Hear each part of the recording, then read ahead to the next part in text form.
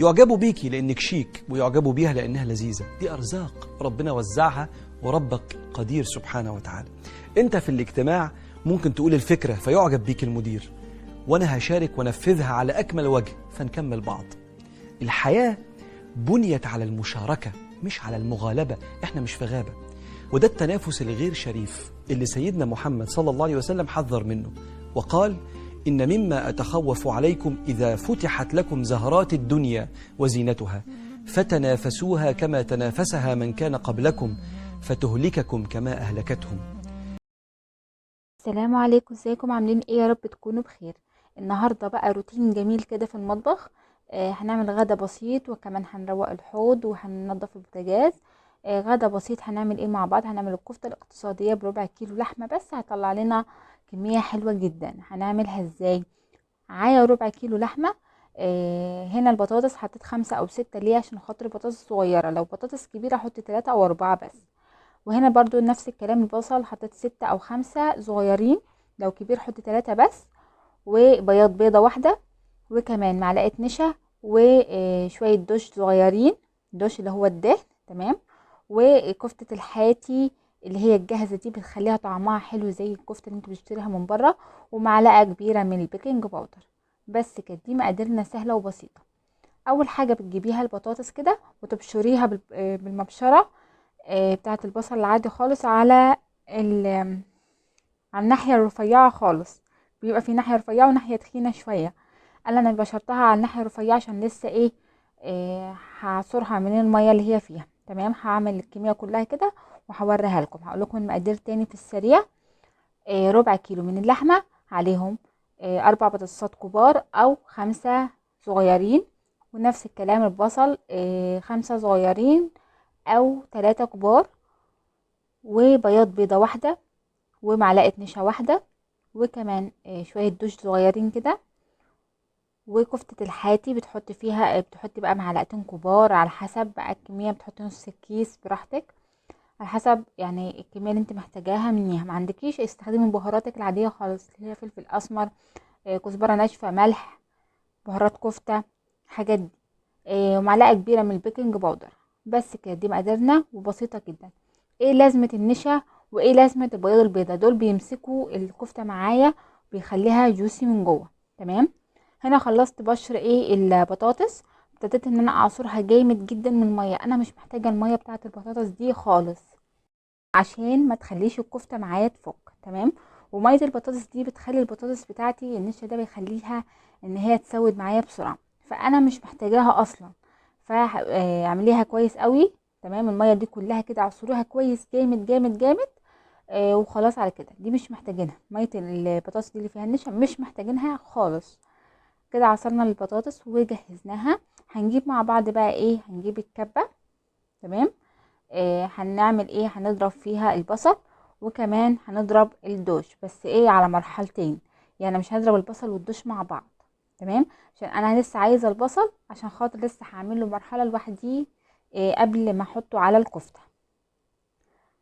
خلاص كده ابتديت اهو اقطع البصل في الكبه، وهفرمه ناعم جدا جدا جدا.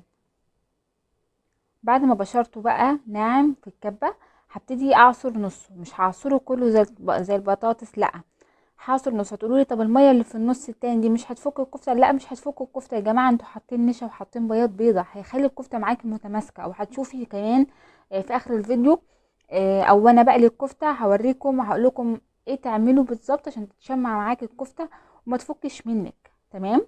تطلع معاكي كمان مستويه. هنا بقى كان خلاص. هعمل بقى الدوش. الدوش ده بتروح عند الجزار، بتقول له عايزه حته دوش او حته دهن. بس بتحطي كميه صغيره خالص، مش حته كبيره يعني. بس كده. وابتديت انزل برضو الدوش ده مهمته برضو هي بتمسك معايا الكفته. حطيت كده البطاطس، وحطيت اللحمه، وحطيت الدوش، وحطيت البصل، وحطيت معلقه كبيره من النشا، وحطيت بياض بيضه واحده، وهحط معلقه كبيره من البيكنج باودر. وكمان هحط بهارات كفتة الحاتي. انا بجيبها جاهزة سواء من العطار او جاهزة كده من السوبر ماركت. حطيت نص الكيس بس، عشان ده ربع كيلو لحمة مش كتير. طبعا ممكن تعملي كمية بقى وتفرزيها في الفريزر، بتطلعيها بس كده على القلي. بتبقى اكله سريعه كده ومنجزه معاكي لو انتي مثلا بتشتغلي او معاكي اطفال. اكله سريعه يعني. تمام. هنا عجنتها بايدي بس كويس قوي، وبعد كده ابتديت ان انا اضربها في الكبه. طب ايه مرحله الكبه دي؟ مهمه بالنسبه لي انا، مهمه جدا جدا جدا جدا. ليه بقى؟ عشان بتعمل عرق في الكفته، بتخلي الكفته كلها متجانسه مع بعض. اتحداكي اتحداكي بعد المرحله دي ان انت تعرفي ان فيها كفته، ان انت اسفه، تعرفي ان فيها بطاطس او لا. محدش في الدنيا هيعرف ان انت حاطه بطاطس خالص، بس هو مكون معاكي عندك في البيت، وكمان هيكتر الكميه معاكي. تمام. هتقولي لي طب البطاطس بعد ما تضربيها في الكبه كده مش هتنزل ميه تاني؟ لا، مش هتنزل ميه تاني، مش هتنزل اي ميه تاني. انت اصلا نزلت كميه الميه كلها اللي كانت فيها قبل ما تحطيها في الكبه. تمام. فهتضربيها كلها كده بالطريقه دي، هتعمل زي عرق. العرق ده بيخلي الكفته معاكي متماسكه. تمام. لما تضربيها كتير في الكبه بتخليها عامله زي العرق، زي العجينه بالظبط. كل ما تعجني في العجينه بتعملي لها عرق. تمام. هنا كان خلاص خلصت بقى الكميه كلها. هسيبها في نص ساعه في التلاجة تتشمع عشان اعرف اصبعها. تمام. ما تصبعهاش على طول. هنا كان خلاص عدى نص ساعه. جبت شويه زيت في بوله صغيره، وجبت طبق فويل كده وحطيت له كيس تلاجة عادي خالص، فتحته بالمقص وحطيته، وابتديت اصبع اعوز ايدي زيت واصبع بالراحه خالص. الحجم بقى اللي يعجبك انت بقى، عشان خاطر الكفته بتاعتك تستوي والبطاطس تستوي واللحمه تستوي وكل حاجه فيها تستوي. خلي الكفته بتاعتك وسط. يعني ايه وسط؟ يعني ما تخليهاش تخينه قوي ولا كبيره قوي، ولا اللي هي رفيعه قوي وصغيره قوي. تمام تمام. يعني خليها قد صابع الايد كده، وسط، حجمه وسط، حتى السمك بتاعه وسط. لو تخنتيها جامد هتحمر من بره ومن جوه هتلاقيها نيه. لو رفعتيها جامد ممكن تتحرق بسرعه منك. تمام. او تنشف منك. طب ليه؟ انت بقى اعملي الطريقه دي، خليها وسط الحجم، عشان خاطر حتى لو كشت منك، لو اللحمه اللي انت جايباها من النوع اللي بتكش، لو كشت تبقى الحجم كويس. هنا بقى كنت خلصت اول دور، وحطيت تنيت الكيس البلاستيك اللي انا حطاه، وحطيت الطبقه التانية عشان ما يلزقوش في بعض يعني. تمام. كانه عازل مع بعض.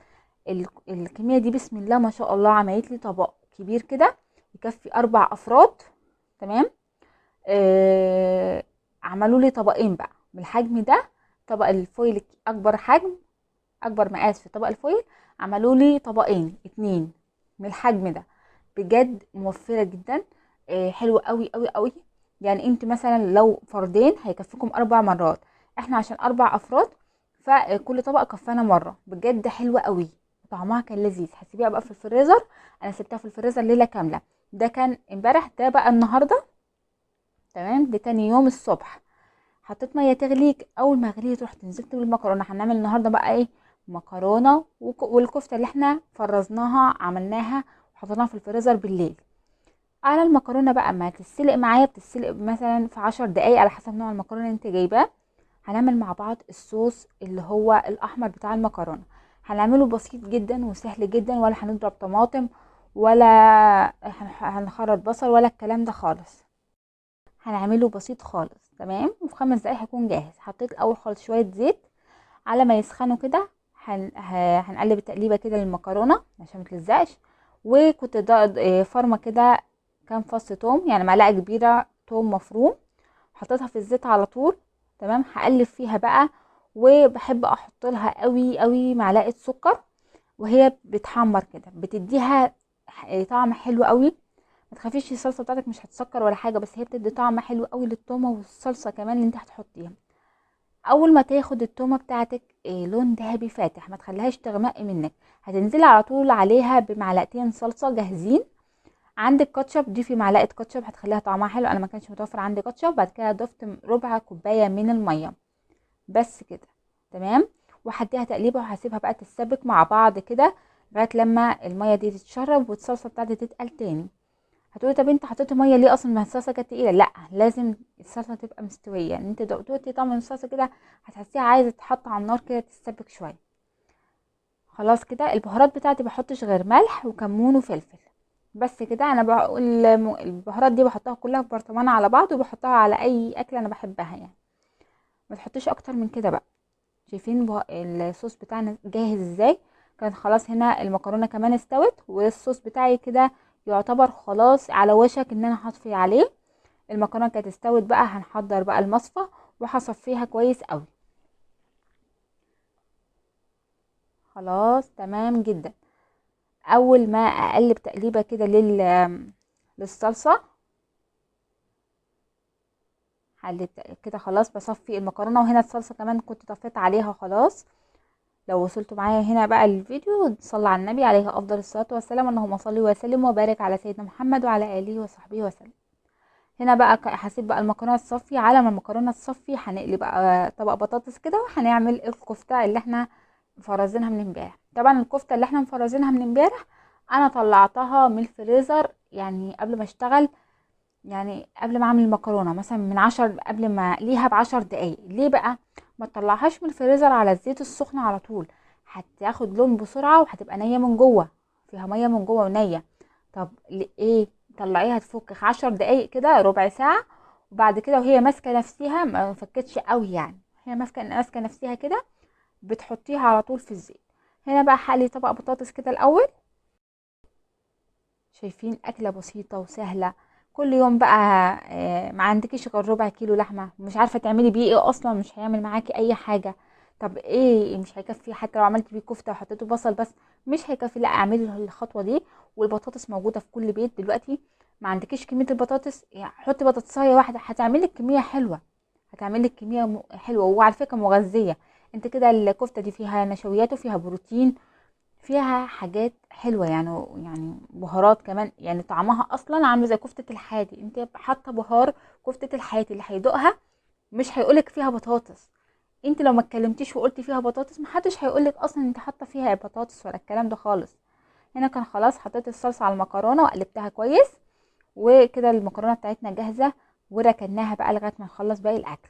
هنا البطاطس برضو جاهزة، طلعتها كده ورشيت عليها شوية ملح وركنتها برضو.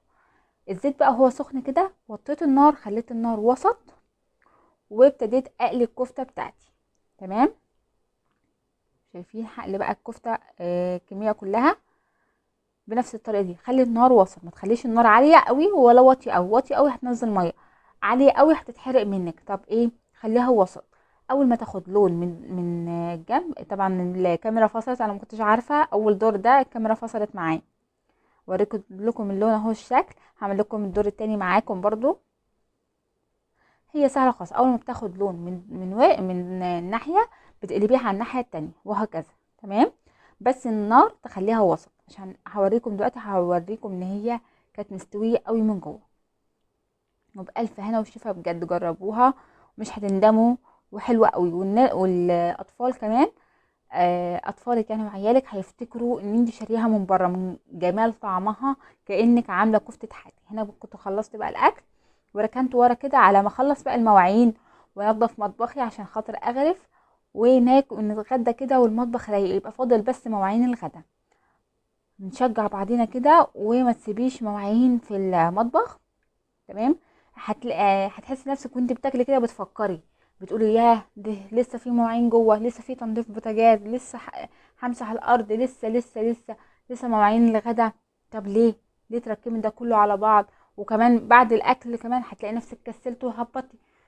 لا، خليهم بالليل، لا بالليل خليهم للصبح، مش هتخلصي. تمام. وطول ما المطبخ بتاعك مش نظيف، انتي نفسيا هتبقي مش مرتاحه. تمام. الواحد يعني طول ما مطبخه نظيف، بالذات المطبخ والحمام، في البيت كله، المطبخ والحمام نضاف، خلاص على كده الواحد نفسيته مرتاح.